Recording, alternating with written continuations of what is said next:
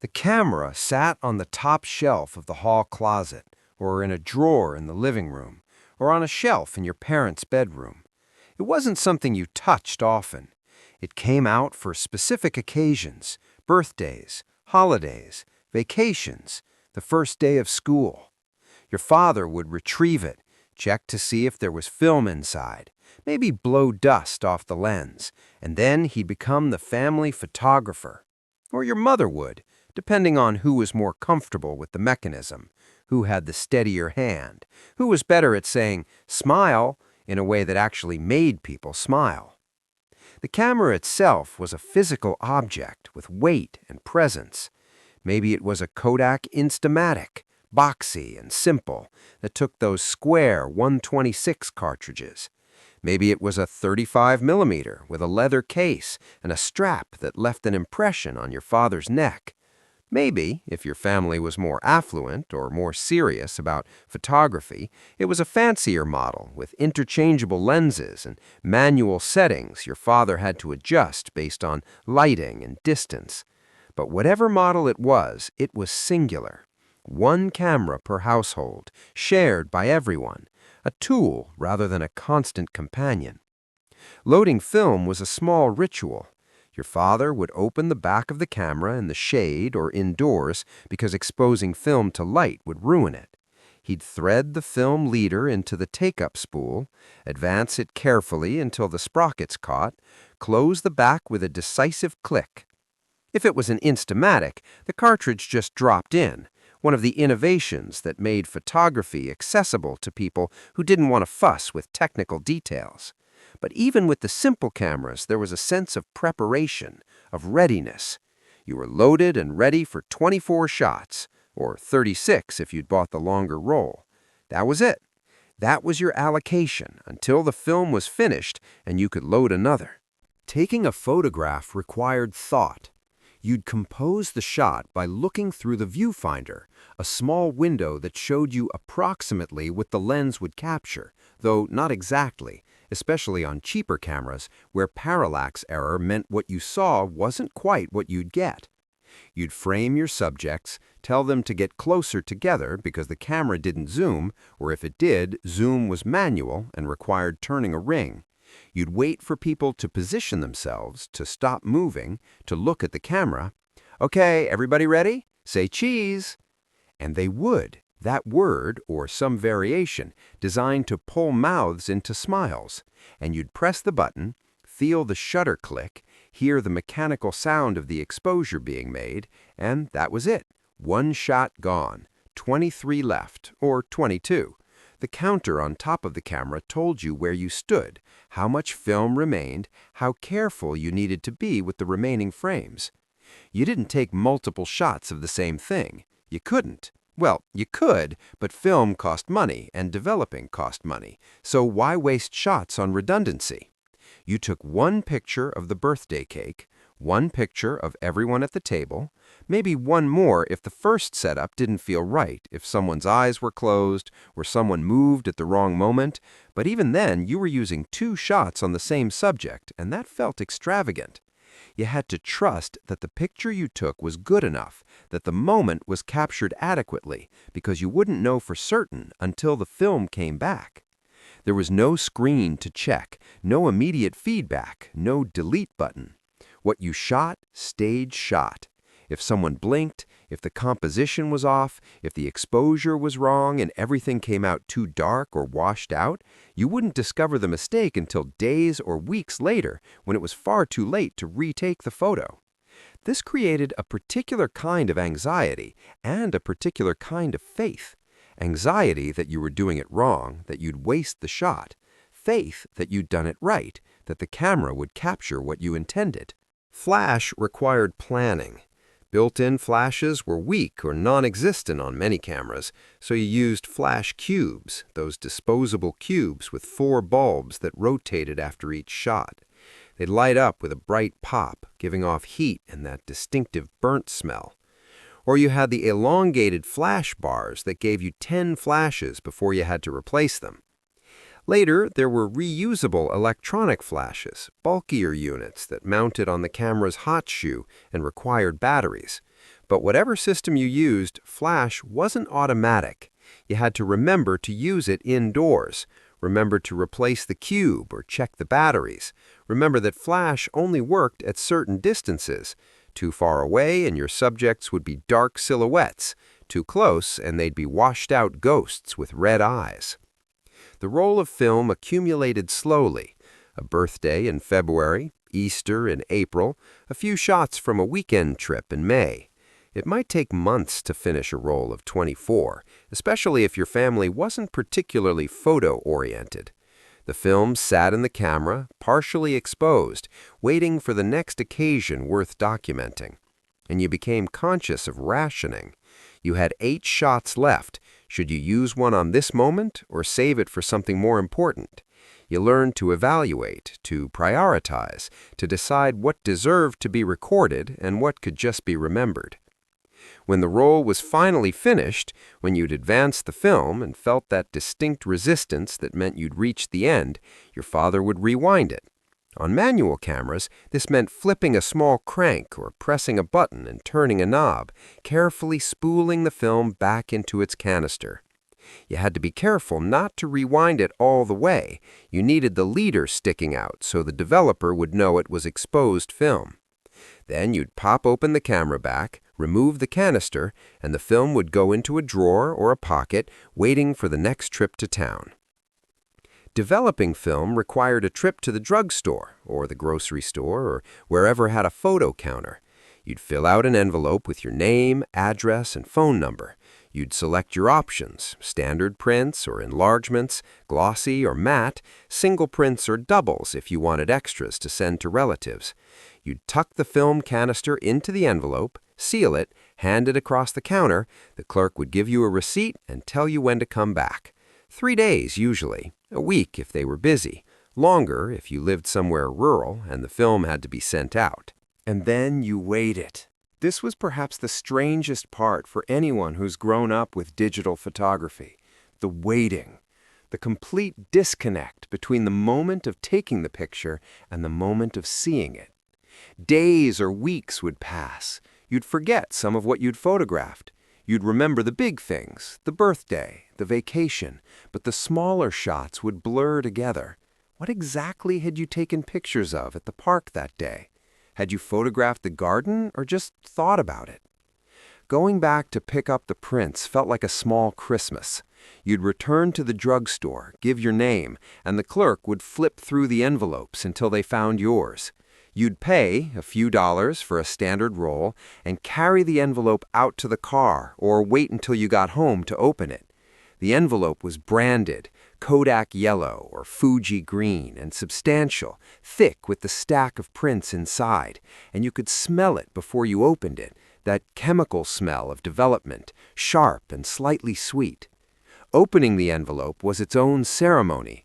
You'd slide out the stack of prints, each one 3.5 by 5 inches usually, or 4 by 6, the paper stiff and glossy, the emulsion side smooth under your fingers. And you'd flip through them one by one, sometimes alone, more often with whoever else was around, everyone leaning in to see. Some pictures were exactly what you'd hoped for, the moment captured perfectly, everyone smiling, the composition balanced, the lighting good. These were small victories. You'd feel a flush of satisfaction. You'd done it right. The camera had done its job. The moment was preserved. Some pictures were disappointments. Someone's head cut off, everyone squinting into the sun, the whole thing too dark or too bright, a thumb partially covering the lens. These weren't catastrophes exactly. You hadn't lost anything except the potential of that frame, but they were small letdowns. You couldn't recapture those moments. The birthday was over, the vacation concluded. These imperfect images were all you'd have. And some pictures were surprises. You'd forgotten taking them, or you remembered, but the result was different than you'd imagined. The candid shot you'd taken on impulse turned out beautifully. The posed group photo was stiff and awkward. The picture revealed things you hadn't noticed at the time, someone making a face in the background, a detail of setting or clothing that brought back the whole texture of the day. Photos that didn't turn out at all came back as blanks. The negatives had developed, so you still paid for them, but the prints were black or foggy or so badly exposed that nothing was visible. These felt like theft somehow, like you'd paid for something and received nothing. But there was no recourse. The moment was gone. The prints had a specific feel and smell. The paper was thick, substantial, with that glossy finish that showed fingerprints. The edges were white borders, usually, framing the image. The back was blank, or printed with the processor's logo and date stamp. If you ordered doubles, the second set was identical to the first, pixel-perfect copies, because they were printed from the same negative. These duplicates were for sending to relatives. Your grandmother wanted pictures of the kids, your aunt wanted copies of the family reunion. You'd select prints, slide them into an envelope, mail them across the country. This was how families shared images, through the postal service, with a week's delay, one copy per recipient. The negatives came back in a sleeve, small orange-brown strips that looked like reversed, miniature versions of the photos. You were supposed to keep these because, theoretically, you could get reprints made if you ever needed more copies. Most people stored the negatives in a drawer or box and never looked at them again, but their existence was reassuring. The images weren't just prints, they were preserved on film, could be reproduced, had a kind of permanence. Creating the album was the final step, and not everyone bothered. Some families just kept the prints in the envelopes they came in, stacked in a drawer, a chronologically confused archive that required sorting through to find anything specific. But many families took the time to create albums, proper books with thick pages and corner mounts or magnetic sheets. The traditional albums had black pages and corner mounts, little triangular sleeves you'd lick and stick to the page, positioning them to hold each print in place. You'd arrange the photos deliberately, deciding which ones made the cut and which were relegated to the overflow envelope. You might write captions in white ink, names, dates, locations. Christmas 1973, Jenny's 5th birthday, Yellowstone trip. The handwriting was part of the record, your mother's or father's script marking time and place. Later albums used magnetic pages, sheets with a sticky surface covered by a clear plastic film you'd peel back, position your photos, then smooth down to seal them in place. These were easier than corner mounts, but had their own problems. Over time, the adhesive could yellow and damage the prints, and the plastic film would sometimes refuse to stay down, bubbling and peeling at the corners. You'd add other things to albums sometimes. Ticket stubs from movies or theme parks, postcards from places you'd visited, birthday cards, bits of ephemera that helped tell the story beyond what the photos showed. The album became a curated history, the official record of family life. These albums sat on shelves, usually in the living room or den. They weren't looked at constantly, but they weren't hidden away either. They came out on specific occasions, when relatives visited, when someone asked about a past event, on rainy afternoons when you were bored and wanted to look through old pictures. You'd sit on the couch with an album across your lap, turning pages slowly, and your parents would narrate. "That's you when you were 3. That's the house we lived in before this one. That's Uncle Mike before he grew the beard." The photos in these albums became the canonical record. If there was only one picture from a particular Christmas or vacation, that single image became how you remembered the event. Your memory would align itself with the photograph, filling in around the frozen moment, constructing narrative from the static image. You'd remember the birthday party largely through the photo of you blowing out candles, and over time you might not be sure what you actually remembered and what you'd reconstructed from the picture. You appeared in fewer photos than your children do now, dramatically fewer, because whoever was taking the picture wasn't in it, and usually that was your father or mother, which meant the photos were weighted toward children. You'd have dozens of pictures of yourself as a kid, but relatively few of your parents, and almost none of your parents together, because someone had to be behind the camera. Family photos with everyone included required recruiting a stranger, handing your camera to someone at a tourist spot and hoping they knew how to use it, or setting up the camera on a tripod with a self-timer, then rushing to get into position before the shutter clicked. There were no selfies. The concept didn't exist. You couldn't see yourself while taking a picture. No screen showed you what the camera saw. You'd hold the camera at arm's length and point it back toward yourself, hoping for the best, but you couldn't frame or compose, couldn't check the result, so it simply wasn't done. Self-portraits were either accidental, catching your reflection in a mirror, or deliberate artistic projects that required setting up the camera and using the timer. Casual self-photography wasn't part of the culture. Photos documented events, not moments. You didn't photograph your breakfast or your outfit or the sunset unless it was particularly spectacular. You photographed birthdays, graduations, weddings, vacations, holidays, the first day of school, the new car, the new house, major life transitions and celebrations. The everyday texture of life went largely undocumented because it wasn't considered worth the film. Now we take hundreds of photos every month, thousands every year. Our phones are always with us, always ready. We photograph everything: meals, pets, sunsets, ourselves, moments that aren't moments, the mundane elevated to recordable simply because we can. We take 10 versions of the same shot and choose the best one. We edit, filter, enhance. We share photos instantly with hundreds of people. We store thousands of images in the cloud, searchable by date and location, and even by what's in the picture. And almost none of them get printed. Almost none get curated into albums. They exist as files, as data, scrollable but not physical, abundant but somehow less permanent than those old prints in their magnetic albums. The old way was constrained and expensive and slow. But the constraint created value. When you could only take 24 pictures, you thought about what deserved to be photographed.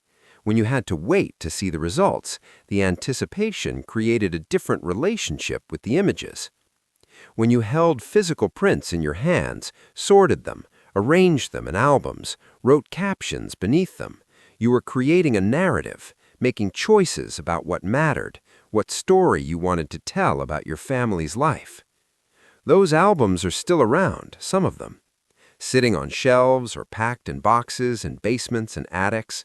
The photos have faded, shifted toward amber and rust, the blacks not as deep as they once were. Some prints have curled or stuck to the plastic. Some have been damaged by time and light and handling. But they persist, physical objects that document a physical past. And when you find them and flip through the pages, you're not just seeing images, you're holding something real, something your parents held, something that carries the weight of its own history.